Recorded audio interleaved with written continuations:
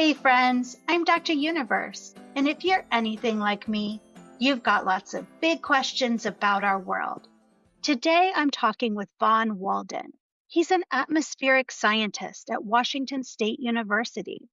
We'll talk about the big bubble of gas around the Earth called the atmosphere.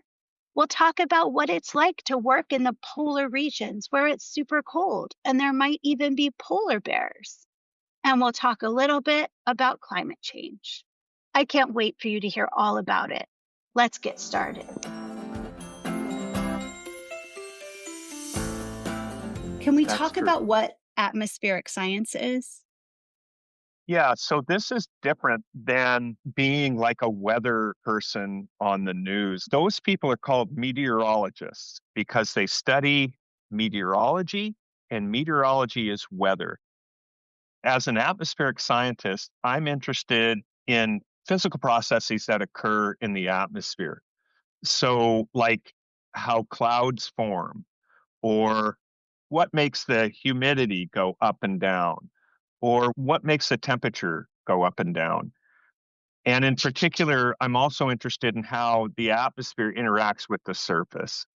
When we talk about the atmosphere, do we mean the bubble or envelope or blanket of gases that are around the Earth? Yep, that's exactly right.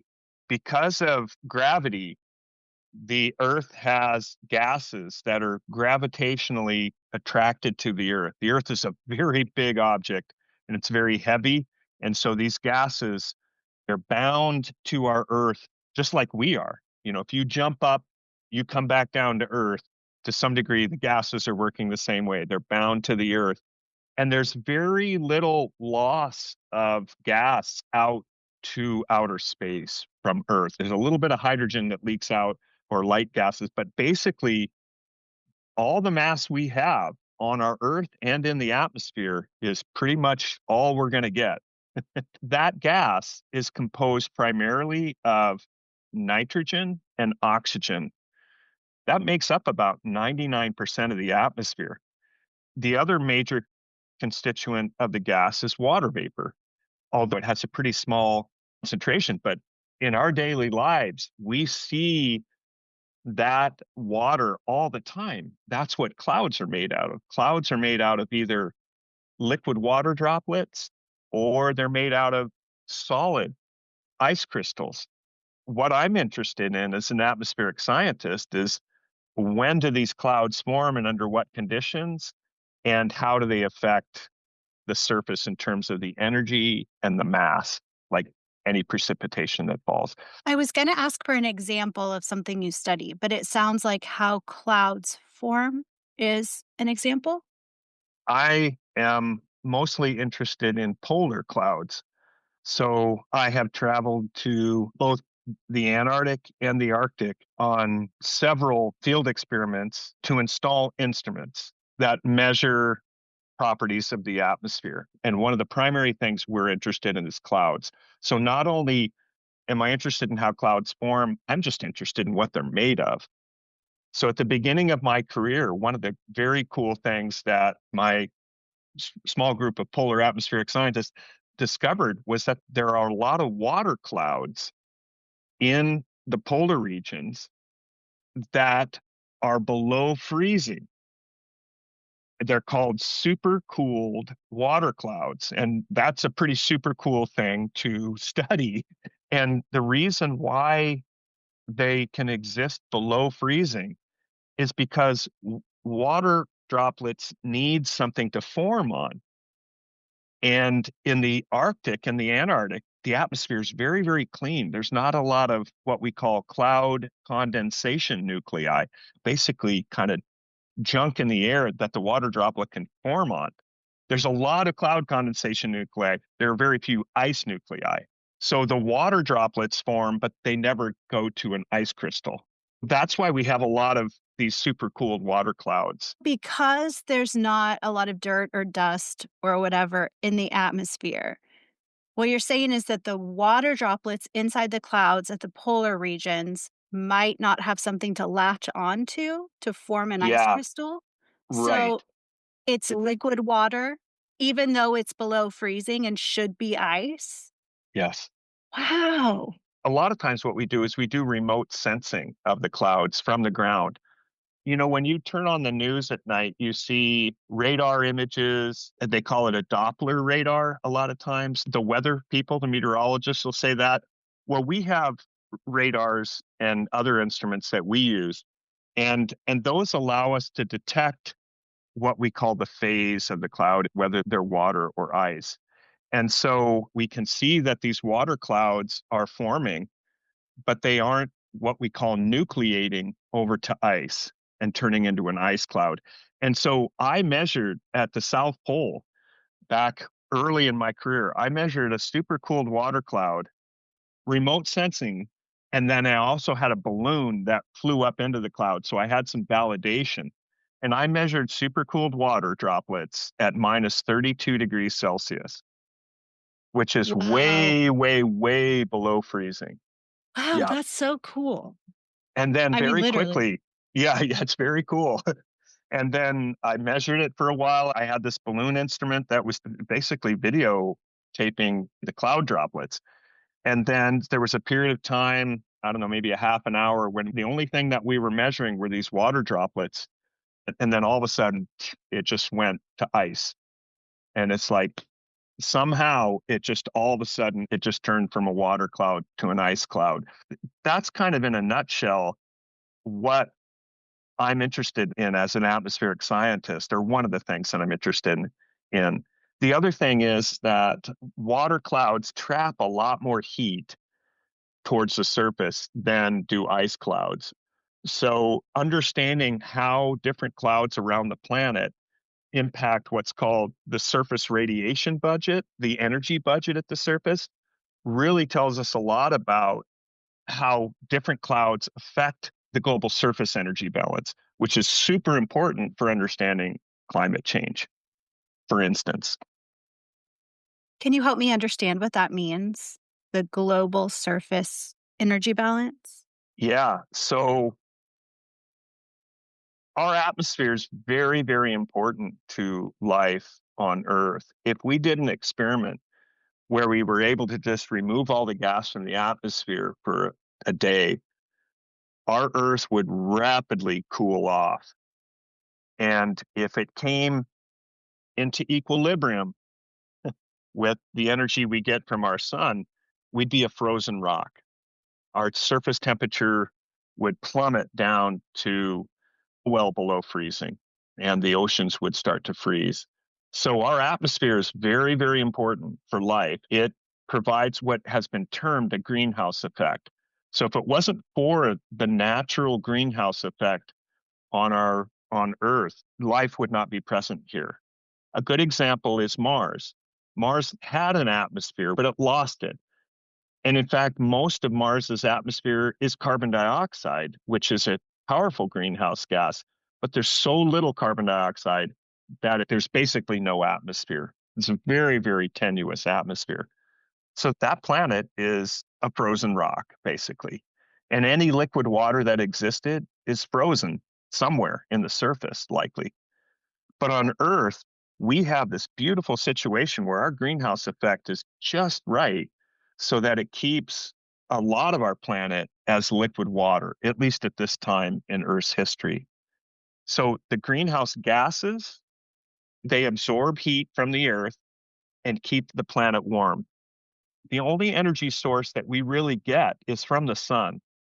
So the sun's radiation comes in and heats the earth, and that heats the atmosphere, and then our atmosphere heats the earth some more. And if it wasn't for the atmosphere and the greenhouse effect, we wouldn't be at this wonderful temperature where we have oceans that are blue instead of frozen. It's Um, interesting because I feel like often we think about greenhouse effect in kind of negative ways, but it's interesting to talk about it as like, oh, it's also kind of the jacket that the earth wears that keeps it from freezing to death. it's absolutely true. I was very explicit in using the term the natural greenhouse effect because what I meant by that was for the whole course of Earth's history, before there was a human influence on the atmosphere, there's been natural fluctuations of the greenhouse gases in the atmosphere. And this is studied through what's called paleoclimatology, old climate. So that's a fascinating area of science where they're like detectives. They use ice cores and they drill into the ice, they drill into the ocean floor, they drill into trees. They use all kinds of evidence to tell us how climate varied in the past. So we have a very clear understanding of how climate has naturally changed and why, for the most part. However, in the past 250 years, humans have undoubtedly impacted our atmosphere by increasing the greenhouse gases. So we have a man-made influence on our atmosphere now that's increasing that protective blanket and therefore warming our planet. That's well accepted science at this point, that there is a human cause to increased unnatural climate change. That extra climate change is sometimes called global warming because currently it is causing our planet to warm. I want to make it very clear that the world scientific community agree that that is happening.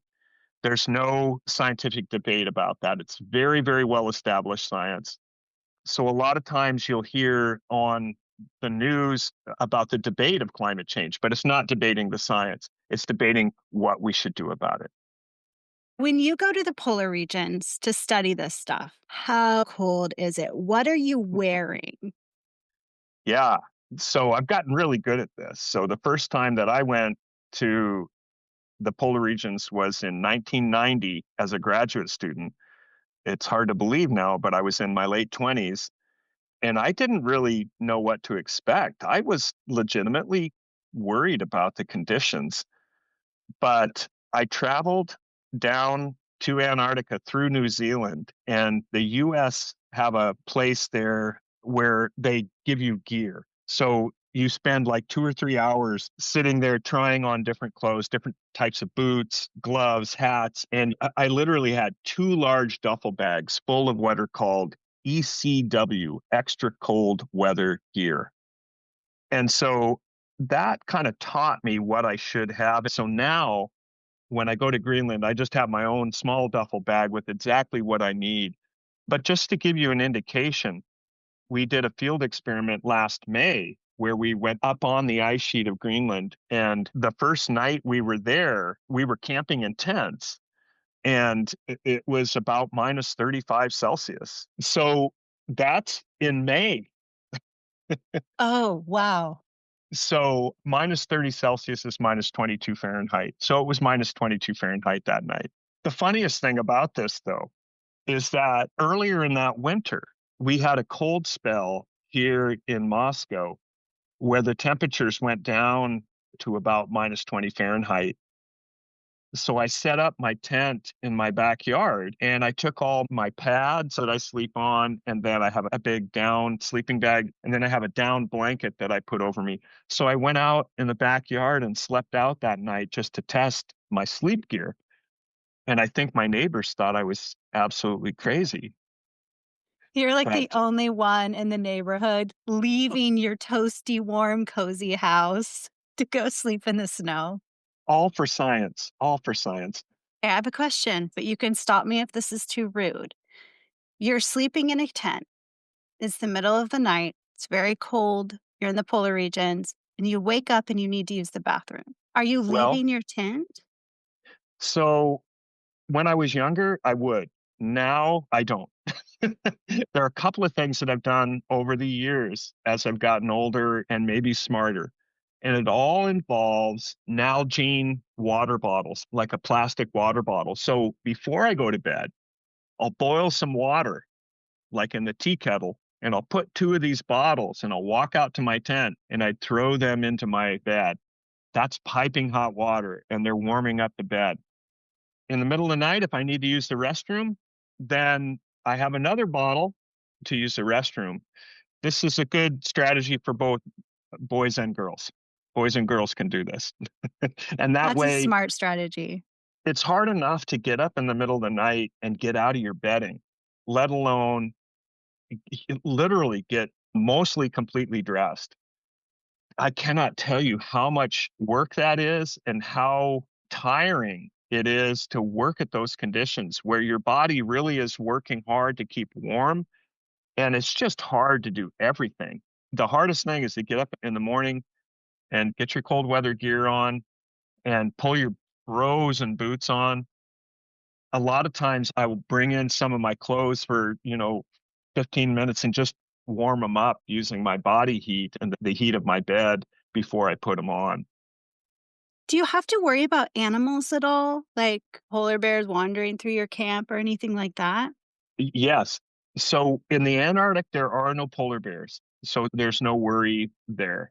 In the Arctic, there are polar bears, and I'm lucky enough that I've been able to see some. I was on an experiment in 2015 on an icebreaker where we were frozen into the sea ice of the Arctic Ocean.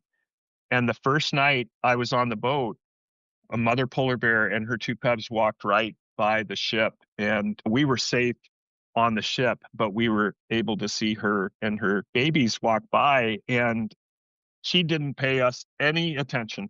She just walked right by us, and the little babies were kind of tumbling. It was just beautiful. However, in Greenland, have been sightings of polar bears. There's never been any problem with them harming any humans, but we do have to be careful of that. These bears are in their natural environment. Absolutely incredible. They can survive under these conditions, but they don't want to mess with you. You're not what they're looking for to eat normally. When there's a group of scientists in the polar regions and you're doing all of this hard work and all of these important things, what do you do for fun when the workday is over? Well, let me just back up and say our camp that we constructed last May was amazing. One of the things that we needed to do was generate power. And so we put together a whole renewable energy system. We put up 16 solar panels and 4 wind generators to drive our scientific equipment. And what we found was because it's 24 hours of sunlight in May, we had way more power than we needed. So all day long when we're working outside, we would have the boombox going, and every day a new person from our crew, we had 5 people out there, would choose their own song list. So we'd be cranking the music. In the evenings, before it got really cold in our cook tent, we would just sit around and have a nice long meal. We had the best time. We laughed, we joked, we played games. One night we walked outside and saw an incredible, it wasn't quite a sunset, but the sun was getting very low on the horizon. And so we all got our coats on and went out and just stood there and looked at it. So yeah, it's mostly work. When we get out there, we're up at 7 every day. And I'm telling you, by 8:30 or 9 o'clock, because I'm an old person now, I was getting to bed to get plenty of sleep. I could hear the younger people playing games and having fun for another couple hours because they didn't need as much sleep. And oh, another thing that we did every morning, we'd eat breakfast and we do yoga, which is kind of funny because I'm like the world's worst person at yoga, but it was a way of us just all doing something together to get us ready to work together as a unit during the day. What's the best part of your job? Oh, there's so many. I really do and love the polar regions, and I love the travel to the polar regions. It's not for everyone, but I can stay pretty comfortable out there. I've been very, very fortunate to get these experiences. I love the science. I love learning about how the earth works and improving our knowledge of the earth. Science builds upon itself. So I've been very fortunate to have very good mentors of my own and to have worked with incredible graduate students and other colleagues who have really helped me along my scientific journey. And then I just feel like the education part of it, the fact that I've been able to come back to my university and teach about what I've learned and teach basic things about the atmosphere and about remote sensing and about climate to my students. I feel like that's been a very good thing. And then I also feel like to some degree, I've led a life of service where what I have done in my life has been really to increase knowledge for the world. And that's how science works. And it's one of the most gratifying things about being a scientist is you leave a record behind of what you've learned for the next people who are coming on. We talked a little bit about climate change. As somebody who is working right in that kind of area, do you think we're going to be able to solve it? Oh, absolutely. I'm more optimistic than I have been in my entire career. I'm going to stop and I'm going to first say it is absolutely an issue. There's no scientific debate anymore. If you hear in the news that someone's debating the science of climate change, they have a different agenda that's not science. If the climate system was not working the way we think it is working, we would have to throw out all sorts of major scientific discoveries, like how radiation propagates, how your cell phone works, how your microwave oven works. We would have to throw away a whole bunch of science. The science is settled. But I do want to say that as a person who studies the atmosphere, and even though I'm not a climatologist, I know a lot about climate change. This is a serious issue for society to deal with. How we're going to deal with it is still an open question. We are already dealing with it. We're undergoing a transition right now from using fossil fuels for energy to using renewable energies like solar and wind and potentially even nuclear. And so we have the capacity to do this. And the fact that the energy transition really has started now around the world and in our country, I can be very optimistic that we have the tools we need to solve this problem. The faster we do it, the fewer impacts future generations will have to endure. That's so good to hear. I get a lot of questions from kids who are really afraid or really anxious and don't quite understand why we haven't solved it yet. It's a really good point. I'd like to allay their fears a little bit and say that when I was a child growing up in rural Montana, we had fears of nuclear war because we were in what was called an arms race with the Soviet Union at the time. And in the news, you'd hear a lot of fearful things. So I understand that. And I understand their fears. There are a lot of questions about why we haven't done more. And that's a whole nother podcast. But I want to leave students with some optimism that the renewable energies are becoming cheaper than the fossil fuels.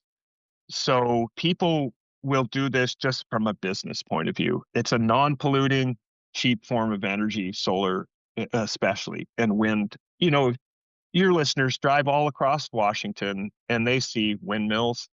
Those things are generating a ton of electricity, and it's happening. So I'd love to leave people with some optimism. It's a big problem. It's an important problem, but the technology is there to solve it. That's all for this episode, friends. Huge thanks to Von Walden of Washington State University. As always, if you've got a science question for me, you can submit it at askdruniverse.wsu.edu. That's askdruniverse.wsu.edu. Who knows where your questions will take us next?